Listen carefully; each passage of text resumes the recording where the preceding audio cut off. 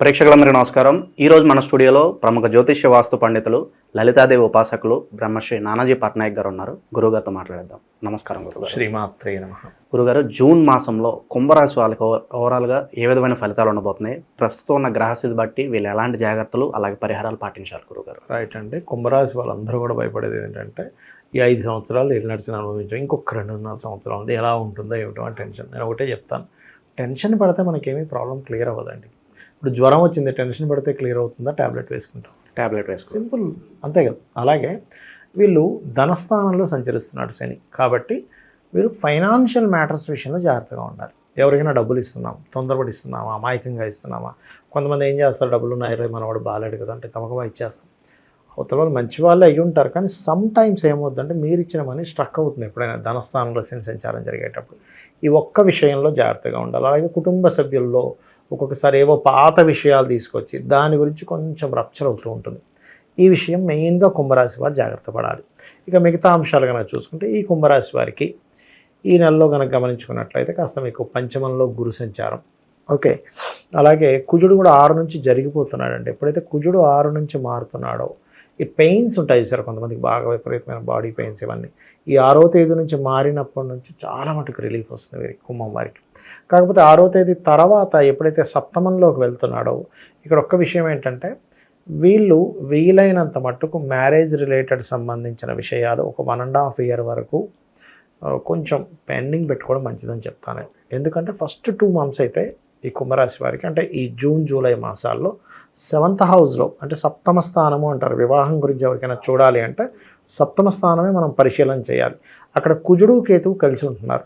ఎప్పుడైతే ఆ కుజకేతువులు కలిసి ఉంటున్నారో ఏమైపోతుందంటే వీళ్ళ జాతకంలో ఒక యోగం ఉన్నప్పటికీ కాలం అలాగా అనుకూలించలేదు అంటుంటారు. మంచి బిజినెస్ మ్యానే, కానీ ఏమిటోనండి మార్కెట్ లేకపోవడం వల్ల మేము ఎంత ప్లానింగ్ చేసి వేస్ట్ అయిపోయిందంట. అంటే ఏంటి, కాలం అనుకూలమే గోచారం. సో ఈ 2 నెలలు పర్టికులర్గా వివాహ నిర్ణయాలు కావచ్చు, పార్ట్నర్షిప్స్ కావచ్చు, ఈ విషయంలో అనవసరమైన ఘర్షణలు అవుతూ ఉంటాయి. కాబట్టి అవాయిడ్ చేయండి అని చెప్తా. ఫస్ట్ 2 months అయితే జూన్లో మెయిన్గా అవాయిడ్ చేయాలి. ఒకవేళ చేసుకున్న గురుగారు అది లాంగ్ టర్మ్లో ఏదో ఒక ఇబ్బందులు ఏదో ఒకటి, అంటే ఏంటి, వాళ్ళకి హెల్త్ బాగోకపోవడము, లేకపోతే వాళ్ళ నుంచి ఏదో ఒక ప్రెషర్ ఉండడము, ఇట్లాంటివి ఉంటాయి. కాబట్టి జూన్ జూలై పర్టికులర్గా అవాయిడ్ చేయండి.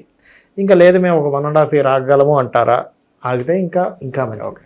లేదు ఒక్కొక్కసారి ఏమవుతుందంటే వాళ్ళ పర్సనల్ చార్ట్లో బలంగా దశలు నడుస్తుంటాయి, 7th house దశలు, వివాహాన్ని ఇచ్చే దశలు, అప్పుడు ఫైన్. లేదండి మాకు ఆల్రెడీ ఒప్పేసుకున్నాము, మీరేమో సడన్గా ఇలా చెప్పారు ఏమిటంటే ఒకటే చిన్న పరిహారంతో మనం క్లియర్ చేసుకోవచ్చు. ఏమిటది అంటే నువ్వులు, కందులు, ఉలవలు ఈ 3 దానంగా ఇవ్వనండి 7 వారాల పాటు ఇస్తూ గణపతి ఆరాధన, సుబ్రహ్మణ్యేశ్వర స్వామి ఆరాధన ఇంట్లో, లేకపోతే గణపతి హోమము, సుబ్రహ్మణ్యేశ్వర స్వామి హోమం చేయించుకుంటే వాళ్ళ యొక్క రక్షణ వల్ల వీళ్ళకి ఇబ్బంది రాదు. ఇక వీళ్ళకి ఫైనాన్షియల్గా కనుక చూసుకుంటే 2వ స్థానంలో ఉన్నాడు కాబట్టి కొంచెం మనీ ఇచ్చిపుచ్చుకునే విషయంలో జాగ్రత్తగా ఉంటూ, ధనాధిపతి పంచమంలో ఉన్నాడు అంటే ఏమిటి, వ్యాపార మూలకంగా వచ్చేటువంటి ధనయోగాలు అనేటువంటివి చాలా బాగుంటాయి. ఓకే, ఇవి ప్రధానంగా మనం చూసుకోవచ్చు. ఆరోగ్య పరిస్థితి ఎలా ఉండబోతుంది గురుగారు? ఇందాక నేను మీకు చెప్పినట్టుగా ఈ పెయిన్స్ ఉంటాయని చెప్పాను కదా, అది కొంచెం తగ్గుతుంది. కాకపోతే ఈ సప్తమంలో కుజుడు వెళ్ళినప్పుడు ఎవరికైనా బ్యాక్ పెయిన్స్ ఉంటాయి సార్, అవి మాత్రం కొంత ఇబ్బంది ఇస్తూ ఉంటుంది వీళ్ళకి కానీ వీళ్ళ జీవిత భాగస్వామికి కానీ. ఎందుకంటే లగ్నంలో కాదు అది జరిగేది, సప్తమంలో జరుగుతుంది ఆ కాంబినేషన్. సో అందుకని కొంచెం చూసుకోవాలి. ఇక నిరుద్యోగుల పరిస్థితి గురుగారు, ఎప్పటి నుంచో ఉద్యోగం కోసం ఎదురు చూస్తూ ఉంటారు, వాళ్ళకి ఏమైనా మంచి ఫలితాలు ఉండబోతున్నాయా? తప్పకుండా అండి.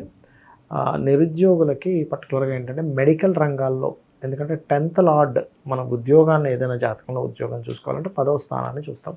ఈ 10వ అధిపతి సింహరాశిలోకి ఎంటర్ అవుతున్నాడు ఈ నెల 6వ తారీఖు నుంచి, జూన్ నెలలో. సో కేతుతో కనెక్ట్ అయినప్పుడు ఎలా ఉంటుందంటే సూక్ష్మమైనటువంటి విషయాలు, అంటే ఇప్పుడు చూడండి, ఇప్పుడు యాటమ్ రిలేటెడ్ ఉన్నాయి, లేకపోతే ఏదైనా ఆయుర్వేదం రిలేటెడ్, ఆరోగ్యానికి సంబంధించినవి, సర్జరీస్ రిలేటెడ్, ఇట్లాంటి వాటిల్లో వీళ్ళు బాగా సక్సెస్ అవుతారు వీళ్ళు. ఎందుకంటే ఈ 10th లార్డ్ ఎవరైతే కుజుడు ఉన్నాడో ఈ కేతుతో కలిసి సప్తమంలో ఉన్నాడు కాబట్టి ఇటువంటి రంగాల్లో ఉండేటువంటి వారికి ఉద్యోగ అవకాశాలు వస్తాయి.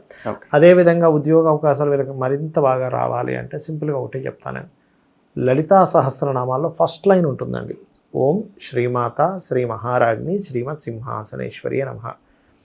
ఇంకో నామం కూడా ఉంటుంది, ఓం మాణిక్య మకుటాకార జానుద్వయ విరాజితాయ నమః. ఈ 2 నామాల్లో ఏది చేసుకున్నా 100% వాళ్ళకి ఉద్యోగం వచ్చి తీరుతుంది, అది ఏదైనా కానివ్వండి. ఓకే. ఇది ఒకటి బాగుంది.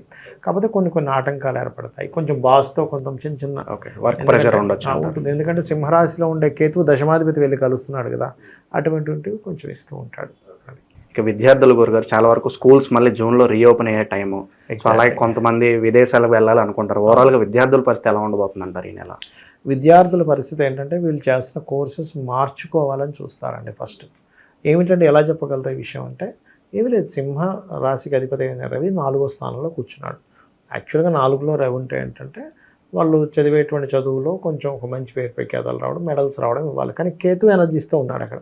అప్పుడు వాళ్ళ ఆలోచనలు ఎలా ఉంటాయంటే, లేదు ఇది నేను చదవను, ఇంకోటి నేను మార్చుకుంటా, లేకపోతే ఈ కాలేజ్ నాకు పడట్లేదు, ఇంకో కాలేజ్ మార్చుకుంటా, లేకపోతే ఈ టీచర్ కాదు, ఈ ట్యూషన్ కాదు, చేంజ్ అయ్యే దాంట్లో ఎక్కువగా ఉంటారు వీళ్ళు. అదొకటి ఎక్కువగా చూపిస్తుంది. అలాగే వీళ్ళు చదివే చదువులో కూడా కొంత నేమ్ రావడం, గుర్తింపు కూడా ఇస్తాడండి ఇక్కడ. కాకపోతే ఏంటంటే సడన్గా అప్పుడే నేను అద్భుతంగా చదువుతాను, లేకపోతే అప్పుడే నాకు ఈ కోర్సు వద్దులే అని ఒక చిన్న వైరాగ్యం వీళ్ళని వెంటాడుతూ ఉంటుంది. బట్ దీనికి ఏంటంటే గణపతి ఆరాధన చేసుకుంటే చాలా బాగుంటుంది. ఇంకా కొత్త అవకాశాలు రావాలి, మాకంటూ కొంత పేరు ప్రఖ్యాతలు రావాలి, కొంత గుర్తింపు కావాలనుకుంటూ ఉంటారు గురుగారు. వాళ్ళకి ఎలా ఉండబోతుంది ఓవరాల్గా? ఒకటేనండి, ఎప్పుడు కూడా పేరు ప్రఖ్యాతలు, కొత్త అవకాశాలు, సక్సెస్ అనేది చూసుకుంటే మనం లాభస్థానంలో చూసుకుంటాం. సో లాభాధిపతి శుభగ్రహమై సర్వసాధారణంగా కోణస్థానంలో ఉంది. సో ఇది సక్సెస్ రావడానికి చాలా మటుకు అనుకూలంగా ఉంది గురువు. సో మనకి జూపిటర్ అనే గ్రహం ఏదైతే ఉందో ఈ లగ్నానికి పాపైనప్పటికీ సహజ శుభుడు కాబట్టి తన స్థానాన్ని తను చూసుకుంటున్నాడు కాబట్టి ఖచ్చితంగా సక్సెస్ రేట్ని ఇస్తాడు. లాభాలు చేసే వ్యాపారాల్లో లాభాలు ఇవన్నీ కూడా.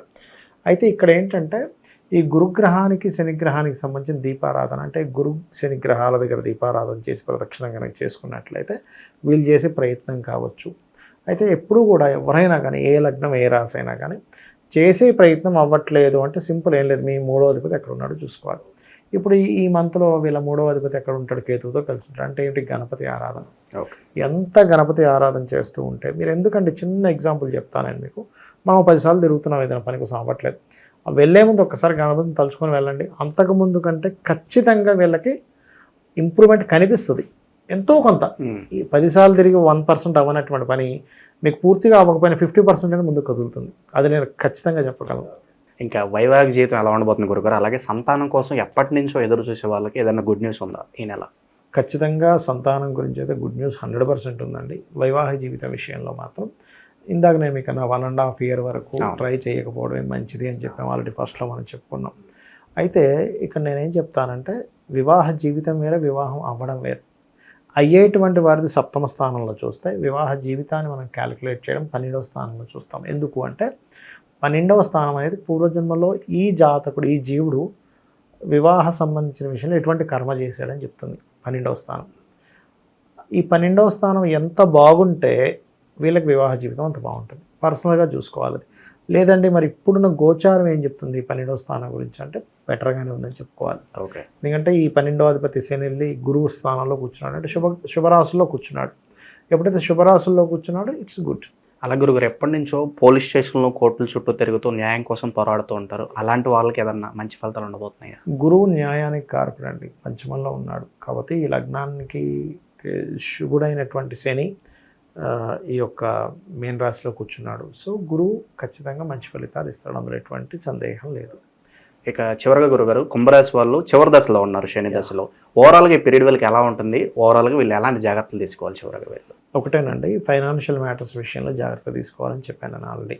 అదొకటి మెయిన్గా చూసుకోవాలి. అండ్ వివాహ చేసుకునే విషయంలో లేదా పార్ట్నర్షిప్ చేసే విషయాల్లో ఖచ్చితంగా జాగ్రత్తగా ఉండాలి. వీరు ఒక కొత్త వ్యక్తిని పార్ట్నర్గా తీసుకుంటున్నా, ఆ వ్యక్తి ఏమిటి, అనవసరంగా తలనొప్పి అవుతాడా, హెల్ప్ అవుతాడా, ఇద్దరూ బాగుండి ఇద్దరు సంపాదించుకోవడం వేరు, ఒకరికొకరు ఇబ్బంది పెట్టుకునేటువంటి స్థితి అనేటువంటిది వస్తూ ఉంటుంది. కాబట్టి ఆ విషయాలు జాగ్రత్తగా ఉంటూ, కొంచెం పంచమంలో గురుగ్రహం ఉంది కాబట్టి దక్షిణామూర్తి ఆరాధన, విష్ణు సహస్రనామాలు చదువుకోవడం మంచిది. కుంభరాశి వాళ్ళకి ఓవరాల్గా జూన్ నెలలో ఏ విధంగా ఉండబోతుందో చాలా బాగా వివరించారు గురుగారు. ధన్యవాదాలు. శ్రీమాత్రే నమః.